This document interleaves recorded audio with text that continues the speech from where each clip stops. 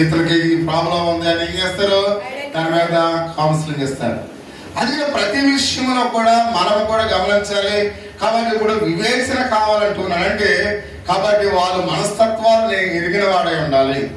ఎవరు యథార్థవంతులు, ఎవరు తప్పు చేస్తూ ఉన్నారో ఆ గ్రహింపు నాకు కావాలంటే నాకేం కావాలి, వివేచన కావాలి.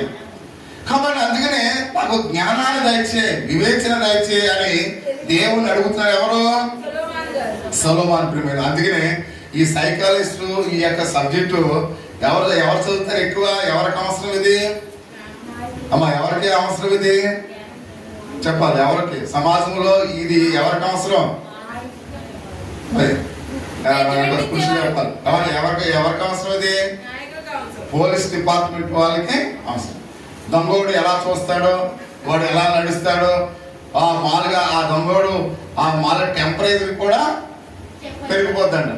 తప్పు చేసిన వాడికి బీపీ పెరిగిపోద్ది, షుగర్ పెరిగిపోద్ది. మామూలుగా ఉన్నప్పుడు బీపీ నార్మల్ గా ఉంటే తప్పు చేసిన వాడికి ఏమవుతుంది, ఎక్కువైపోద్ది. అందుకనే ఫస్ట్ మామూలుగా పోలీస్ స్టేషన్ వెళ్ళగానే తప్పు చేసిన వాళ్ళు ఏం చేస్తారు, టెంపరేచర్ టెస్ట్ చేస్తారు అన్నమాట.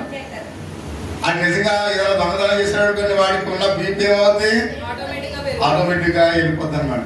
అప్పుడు వాళ్ళు ఏం చేస్తారు, ఇతను తప్పు చేస్తాడని గ్రహించారు. అంటే కాబట్టి దీనికి ఒక ఇంటెలిజెంట్ డిపార్ట్మెంట్ ఉంటుంది ప్రియమైన వాళ్ళ. ఇంటెలిజెంట్ అంటే మనుషులు వారి యొక్క ప్రవర్తన బట్టి, వారి ఆలోచన బట్టి, వారి చూపును బట్టి, వారి యొక్క ఉద్దేశాలను బట్టి మనం నేరస్తులమో లేదా మంచి వాళ్ళమో చెడ్డ వాళ్ళం అనేది వాళ్ళు వెంటనే గ్రహిస్తారు ప్రియమైన వాళ్ళు. అందుకని ఆ మంచివాడిని తీసుకెళ్లి వీటి చెడ్డవాడని మనం చెప్పినా మన మాట వాళ్ళు వినరు ప్రియమైన వాళ్ళు. అందుకని ప్రతి విషయంలో కూడా ఇలాంటి జ్ఞానాన్ని కావాలని ఎవరిని అడుగుతున్నారు?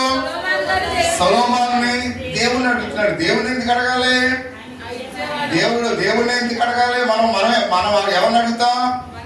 మనుషులను అడుగుతాం. జ్ఞానవంతుల దగ్గరికి వెళ్ళి అడుగుతాం. వీడు మన ఊర్లో మన పేపర్లో పెద్ద కోటిగాడు, పెద్ద తెలివైనాడు అని చెప్పడం మాకు ఏం చేయాలి ఈ సమస్య అంటాం.